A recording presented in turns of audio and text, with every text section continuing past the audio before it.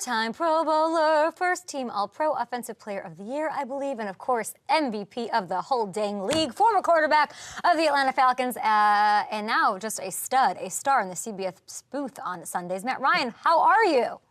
I'm good, Kate. How you doing? I'm so good. Listen, you've crushed it for CBS. Congratulations. Now you're a couple weeks removed for this season. How was your first sort of taste of broadcasting and that side of it? Yeah, it was fun. You know, obviously it's a different challenge than playing. And so probably the first, there's a picture of that board that changed so quite intense. a bit as the year went on. But, you know, I think like the first half of the season, I was preparing like I was playing and you know, going through these things and trying to be a player, and realized very quickly that's not the gig. You know, you got to be on there talking about players, their personalities, different things like that, giving strong opinions. And it felt like I got more comfortable as the year went on. I was lucky to work with an awesome crew. Andrew Catalan, our play-by-play, is fantastic. I was with Tiki in the booth and AJ Ross on the field. So lucky to be around a great team to start. Now, you haven't retired. Let's just get to this. You're listed as a free. We're here an hour away from free agency, and you're listed as a free agent. I checked this morning. What gives? Yeah, I don't think anybody's calling. You know, there were some times during the season last year where you know, there was maybe not like serious interest, but you know, my agent kind of hit me up and talking to different teams. And for me, it was just about, you know, you never know if the right situation was going to present itself. I'm really happy doing what I'm doing. I think the league calendar year is going to change, and you know, maybe something will come in the next couple of weeks. Something will come as far as retiring, or something will come as far as you're like playing for a team? Yeah. I think as far as retirement. Okay. Well, that will be. You know, listen. I'd like to see you. I was going to pitch Vegas to you. I think Vegas would be a nice little destination for Matt Ryan. Yeah, it wouldn't be the first time I got pitched on it, but you know, that was a long time ago. I'm comfortable with what I'm doing now, and excited about calling games. I love that. Oh, and you killed it, and I've just enjoyed the process. It is so intense to be in those booths. So amazing job by you as we sort of chew on free agency. And you're the perfect person because we have all this quarterback stuff going on. Even before the window opens, Russell Wilson, he signs a one-year deal with the Steelers. This happened last night. What are your sort of first reactions to this whole Russell Wilson era that's going to happen? Well, I think it makes a lot of sense for the Steelers, right? Like in terms of taking on Russ's contract, it's not that big of a lift. I mean, Denver's doing most of the work there. You've got an opportunity to see if you squeeze out a little more from Russell's career. It's a team that I feel like, with the way they played defense last year, I mean, they can win. And Mike Tomlin has proven time and time again he can coach. So looking at what Russ can do, we called a couple of their games last year. He can still extend plays, and that's something that he's done at a high clip his entire career. It's going to be interesting to see if he and Arthur Smith can kind of get onto the same page, getting some of those things on schedule, right? They're going to run the football. There's no mistake about that. They're going to be a run-first football team. But if you could get Russ to make some more plays in rhythm and then ask him to extend plays and do what he's always done, I still think there's juice left in the tank, and I'll be curious to see how it shakes out there in Pittsburgh. You know Arthur well, of course. Is it a good fit between those two? I think so. You know, I think they're going to run the football, which I think is going to fit in with what Pittsburgh historically has liked to do. I think when you look at the Steelers of kind of the mid-2000s through, you know, the 2010s, you know, Ben Roethlisberger was a guy that could extend plays. They would run the football. I don't think they're going to be as heavy drop back pass dominant as maybe some of those times during Big Ben's career. And they're different players, but both those guys had the ability to extend plays. And I think that it comes into play when you're playing in Pittsburgh. You're playing good defense. You could be playing in bad weather as the year goes on. You know, that rhythm passing game sometimes doesn't show up. And so I think running the football, kind of doing some of the off-schedule things that Russ can do, I think it could be a good fit. I mean, Russ is still his most dangerous, you know, in play action. So that's a great point, and hopefully that happens. But are we just giving him this job? Is it not a competition? I'm confused. Like, isn't Pickett still in play? And is that good for Russell Wilson to have a little competition, a little light under his butt? Yeah, I think competition's always a good thing. He's probably going to have to go earn it. But what's curious to me is, Kenny Pickett was fairly healthy at the end of the year, and they went with Mason Rudolph. And so I don't feel like it's a glowing endorsement from the building on Kenny Pickett. But we'll see. We'll see how this offseason shakes out. I think if it were to me, kind of handicapping this horse race right now, I'd have to go with Russ. Yeah, sounds like it. Okay, let's get to Kirk Cousins. Because it's just his whole career is fascinating. The business side of it's fascinating. He's hitting free agency for the second time. Matt, this doesn't happen. Back-to-back tags in Washington, that was weird. Because quarterbacks at this level, they do not hit the market. They extend like you did. They stay in the one place. Where should Kirk Cousins go? All right, listen, from a business standpoint, you're right. I never in 15 years of playing got to hit free agency. And it's an interesting space to be, particularly when you're still kind of in the middle in that prime stage of your career. He's now going to be able to do this twice. We'll see how he comes back from the Achilles injury and how healthy he is. If you're asking me the best fit, I heard you guys kind of teasing the Raiders a little bit before. I think it's one of two spots. I think you're either staying in Minnesota because of the familiarity with Kevin O'Connell, and it's seamless. The transition is you're right back into what you've been doing before. They've got good weapons on the offensive side of the ball. Or it's Atlanta. And I might be, biased on this one in terms of, my affinity for the Falcons for a long time. But I think he makes a lot of sense in Atlanta in terms of, they're a good football team. They played good defense last year. I think they got plenty of skilled positions, tons of first rounders all over the place that he could come in and I think make better. And I don't think they'd have to give up too much in terms of like contractually, depending on how that, looks, to still not draft the guys, to still not draft a quarterback for the future. If they're thinking about maybe 4 years for Kirk Cousins, try and create a Green Bay situation, who has been so successful in doing that the last 2 times with their quarterbacks. So he's a fit. They should go for him. If you're talking to Mr. Blank, you're texting him. I know you've got, 15 years. You know the innards of that building. You're saying go do this, be aggressive, and go get it done. Well, I think you do one of two things. I think you're either aggressive and you go get Kirk Cousins, or you're going to have to trade that pick. You're going to have to trade up if they fall in love with one of these guys at the top of the draft. Either way, I think you've got to be aggressive if you're Atlanta. They're in a position where the roster is too good. They've got to go find a guy that can, be the point man for them, whether it's a rookie and you've got to trade up or whether it's going and signing Kirk Cousins. Baker just got this deal done. Kirk Cousins comes to the Falcons. Are they instantly the favorite in the division? I think so. I really do. I think if he comes there, we had a bunch of the NFC South games with our crew last year, and we saw everybody. And, outside of the quarterback play for the Falcons, they were probably the most complete team when you're talking about what they had in the offensive line, running back position, wide receiver group, playing that good defense last season. I do think you get a veteran quarterback in there, given that group. I think they become the front runner in the South. Let's say you're making the decisions. You can trade for Kirk Cousins, or you can do the other thing. You Google Falcons quarterback, and it's tied to Kirk Cousins, and also trade for Justin Fields. What do you think is a better decision or better fit? Well, I think Kirk, and for the reason, that Zach Robinson comes in as their offensive coordinator, right? And this is a guy that the scheme is built very similar to what Kirk has played in his entire career. Kevin was in L.A. And went to Minnesota from L.A., so he's got that tie to the Sean McVay system. Kirk's time in Washington was heavily, based on that system. So I think, for me, when I look at a scheme fit, I think Kirk makes more sense given that they hired Zach Robinson as the offensive coordinator. Yeah, another branch from that McVay tree, I do believe. So it is, right? It all makes sense. Okay, so I'm a Chicago girl. Justin Fields, what does Chicago do? Every day I feel like I change my mind on what they need to do at quarterback and what needs to happen with Justin, who I think is just a victim of timing in the business and all of this.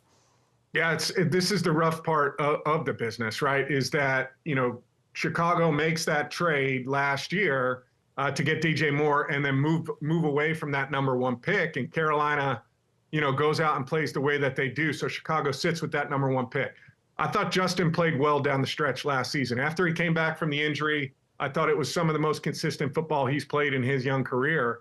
But it really boils down to, if you feel like Caleb Williams is the generational talent that so many people do feel like he is, you can't pass up on that opportunity. And it's not necessarily a slight at Justin. I think it's just the situation that presents themselves.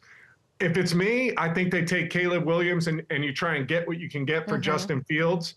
But I do think Justin Fields is a starter in this league, given the right situation. I think in a system where you give him the keys to go play the way that he's capable of playing, I think he can be successful. I think Baker Mayfield is such a good lesson in this for everybody and for Justin Fields. It's so hard to rewrite how people look at you, but system timing matters. Like, you look at the Browns experiment, highly drafted, goes there, doesn't work out, tries it at Carolina, doesn't work out. And now we're looking at a $100 million man, throwing to Mike Evans week in, week out in a division that's very winnable. Like, it is you can change the narrative. Timing, position, support, surroundings really matter. So I'm thinking about, like, the lesson in this. Like, even I'm looking at Baker Mayfield on this 3-year deal. Like, what is the lesson in that for all of us? Yeah, I think you nailed it. I think you don't play this position in a vacuum, right? Like, no matter how talented you are, you don't go out there and you can't just make things happen unless you've got good protection in front of you. I say it all the time, like, you can't complete passes laying on your back. You need to be upright. You need to have windows to throw. And then you need guys to catch the football, right? You need guys to go make plays. You need all of those things. And then you need a staff that can bring out the best of what you have in terms of abilities. And not every place has all of those pieces together, particularly when you're drafting early, like a Chicago did for a Justin Fields, or Cleveland did at that time for Baker Mayfield. In a lot of those situations, you're going into rough organizations that have struggled. I was so lucky. Like, I feel so lucky in my career. I ended up in Atlanta. It was a good football team that had these crazy extenuating circumstances the year and a half prior to me getting there, with Mike Vick going, to prison and all of those things coming together. They had this debacle of a year with Bobby Petrino. But the football team that was there was really good. We had pieces. I had Roddy White as a receiver. I had Michael Jenkins, who was really good. Michael Turner in the backfield, a good offensive line. All those things helped accelerate my career, and I benefited as a result of the organization being fairly stable when I got there. I literally, while you were talking, I was texting my producer saying, I wonder if he feels lucky with how, like, where he went in his career and staying that and all of that. And you answered the question for me before I even got to it. Was there something that changed the narrative around you in your winning that MVP in 2016? Like, did you feel like you were seen a different way? I don't know. Honestly, I never really worried about that. I think, when I first got into Atlanta, it was difficult because, Mike Vick is such an icon in this city. And so you're replacing this guy, and I'm a completely different style of player. And so it wasn't going to be, this same style of play. And so, like, my immediate defense mechanism when I was a young player was to just kind of not worry about all those other things and just, my game. And the same thing happened later in my career, right? It was just, hey, don't worry about all the other stuff. Just kind of focus on being the best that you can be. And so I never really felt like it was that different after the MVP, to be honest with you. And did you enjoy the MVP at all? You got it and the Super Bowl happened the next day. And then, did you ever look back and say, oh, I won MVP? Or was it sort of like swept under the rug of heartbreak? Yeah, it was tough timing. Like, you have this I've never really thought cool of it before, because I'm always like, Matt Ryan, MVP, but you're probably like, yeah, okay, cool. Yeah. The timing, you find out the night before. Yeah. And then, I think it's cool now that the NFL honors are like Thursday. So there's a couple of days. You might be able to soak it up for a day or something like that if you're playing in the game. For me, it was the night before. I wasn't even there. I was in, a team meeting. Matt Ryan, me and Peter Schrager and I sat next to your mom and dad. Yeah, that's right. They No, were like there. literally we sat next to them and we're like, and then of course that happened. But I mean, it Yeah. does mean something. It does. It does. I want you to know. It's Listen, it totally means. I mean, it means a lot to me. I'm very proud of what I accomplished. But in the immediate aftermath, though, it was like, okay, cool. Yeah, we got to go play this game tomorrow. And then obviously, that game shook out the way that it shook out. So, obviously disappointing and heartbreaking with that loss. But yeah, I mean, it's something I'm really proud of. And from a personal standpoint, I mean, you can't ever take it away, right? Like that year, I was the MVP of the league, which to me, I'm extremely proud of. Listen, if we're talking about Kirk Cousins getting another Brinks truck backed up into his driveway coming off an Achilles injury, and you've got A-Rod doing what he's doing, you're not telling me you could come back and rewrite a little bit and keep it going? Matt, I don't believe you. Listen, I was really fortunate to play at the time that I did. You got to remember when I came into the league, there was no rookie, kind of capped allotment of what you can make. So you're okay. I'm going to sit here and not complain for 1 second about how my career shook out. That's very smart. I want to ask you about Mac Jones before you go, because he got traded to the Jags. This happened yesterday morning, and I thought it was one of those like fake accounts. It was like, what am I? I'm not going to retweet this because I don't want to look God. But then it happened. He's backing up Trevor Lawrence. It sort of shocked me that a lot of Jags fans are upset by the deal. They only gave up a 6th rounder here, Matt. How are you viewing this trade from the perspective of Jacksonville? I view it as no downside. You talk about you giving up a 6th round pick. This was a first round pick just a couple of years ago that was in a Pro Bowl. And given the circumstances that went on in New England too, I think it's hard to have a complete picture of what Mac Jones is as a quarterback in this league. And to me, Trevor Lawrence had those injury issues at the end of last season. He toughed it out and he gutted through it, which is admirable, but you never know when that's going to happen. And if they truly believe they're a playoff team, you look at Doug Peterson's experience in Philadelphia going to win that Super Bowl. I mean, Nick Foles was the guy who really stepped in and played after the Carson Wentz injury. And so I look at it and say, if they're really trying to win a Super Bowl, if they're trying to build it, and you can get a backup quarterback that has so much starting experience, ability to go win games, you never know what's going to happen to Trevor Lawrence. And if you can acquire a guy for a 6th round pick, to me, it makes a lot of sense. No downside, he says, all upside. I love it for Jacksonville. I don't know why these fans aren't into it. They should all be very excited. Have we not learned how important the backup quarterback is in the National Football League? I mean, Trevor Lawrence, also the way he plays and trucks guys all the time. Like, you want to have a serviceable backup there. Listen, we have this director, Matt Hamachek, on the show after this, and I don't know if you're watching The Dynasty on Apple, if you're like hiding under the covers because they showed. I mean, this many years later, somehow 28-3 is still a thing, which is crazy. But I got to ask you about Super Bowl 58.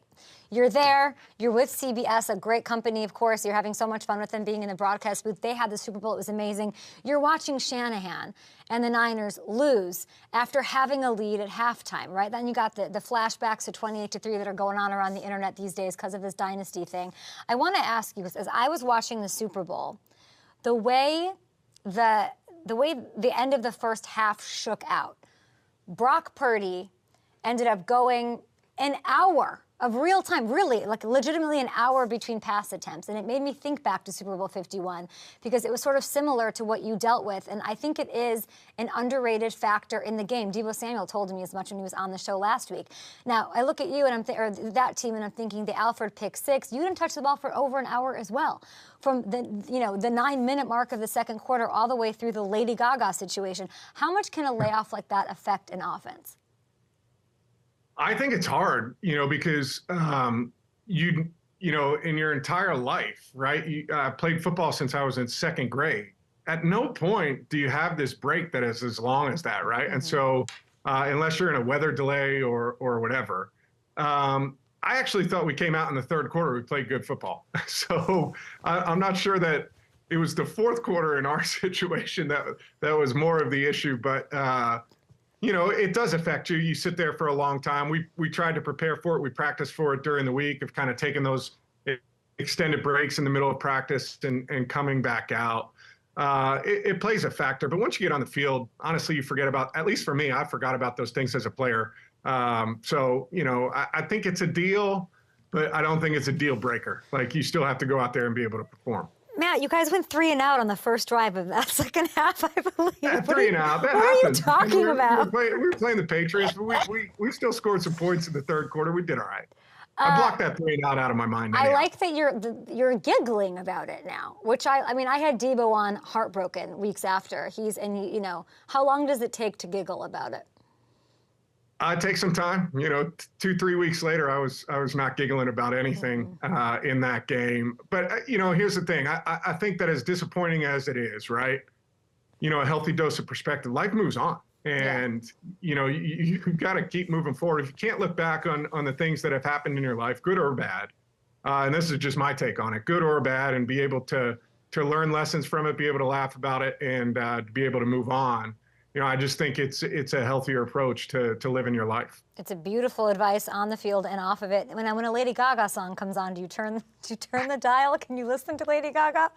I'm okay with Lady Gaga. Okay. Like I think I didn't see any of the show, and so we're sitting in there. We can't hear anything, but to be honest with you, one of the things people were trying to console me with afterwards was how crazy it was, the halftime performance or whatever that she went on with it. So that's kind of my recollection of her performing at halftime. Amazing. Well, I wish you nothing but luck and further success in what you're doing with CBS. I'm not ready for you to officially retire. It sounds like you're sorting through it. And just a hell of a career, consistent as can be, on the field, off the field, just a pleasure. Thank you so much for hanging out with us. And honestly, breaking down these quarterbacks, it's no easy task, and I really appreciated the insight. All right, thanks, Kay. Appreciate you. Thanks, Matt. Talk to you soon. We'll get you set with Matt Hamachek next. Yeah, we're probably going to talk